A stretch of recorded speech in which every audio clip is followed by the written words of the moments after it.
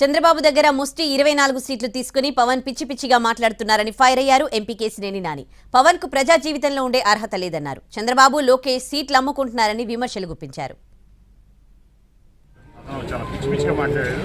నిజంగా కూడా ప్రజాతంకి ఇప్పుడు 24 సీట్లు తీసుకున్నాడు చంద్రబాబు దగ్గర ముష్టి 24 సీట్లు.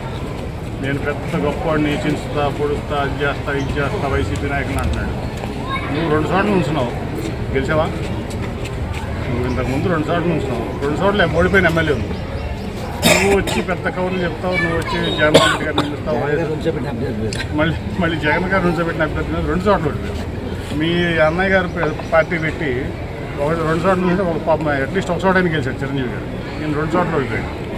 ఈయన తన గురించి తను ఎక్కువగా ఊహించుకుంటున్నాడు పవన్ కళ్యాణ్ గారు. సో ఆయన వాస్తవంలోకి రావాలి. 24 సీట్లకి అలా అభిమానాన్ని ఆత్మాభిమానాన్ని చంద్రబాబు నాయుడు గారు అంత తాకట్టు పెట్టి రాష్ట్రానికి చీడపులుగా ఉన్నాయి చంద్రబాబు నాయుడు. ఆయన పనికిమాలిన కొడుకు లోకేష్. వాడు ఆ లోకేష్ అనే వ్యక్తి టికెట్లు అమ్ముకోవడంలో నెంబర్ 1.